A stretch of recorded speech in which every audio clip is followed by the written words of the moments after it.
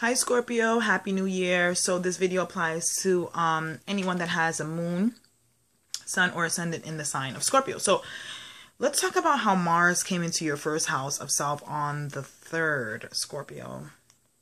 And this is going to really be giving you, Scorpios, a lot of physical energy to really get physical work done that you've probably been wanting to.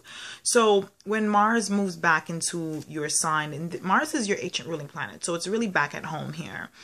And I would encourage a lot of Scorpios to use this physical energy to really concentrate so you can complete a lot of tasks more efficiently and things that you physically need to get done. I would encourage you, Scorpios, to exercise or do any type of physical activity that's going to help you release a lot of that as well, to help you like move and sweat and just really be active as well.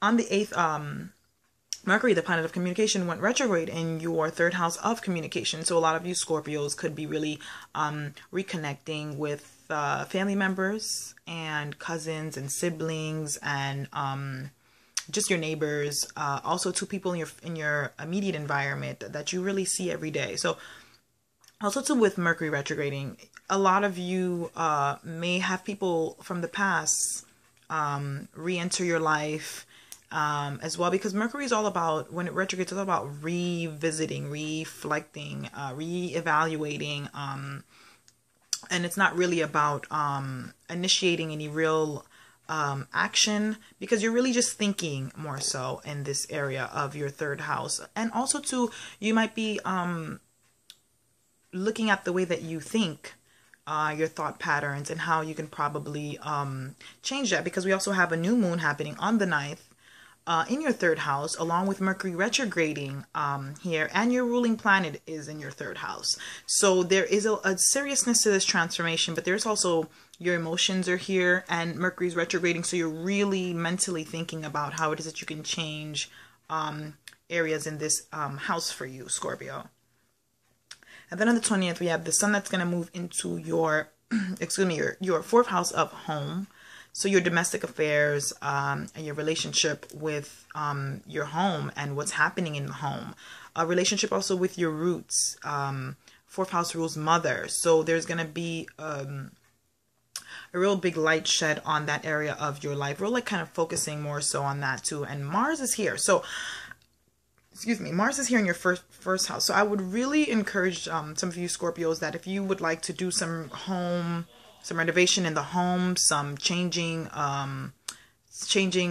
interior decorating in the home, that Mars is going to be here again until March. So you have time to really change a lot of things in the home, thinking about the roots and where you're from, your family of origin, because you're already communicating. You want to communicate with your family more. You're trying to change different dynamics of it. So with the sun here, I think this would really help with that as well. And then you have a full moon in your 10th house of your career and your reputation in this world.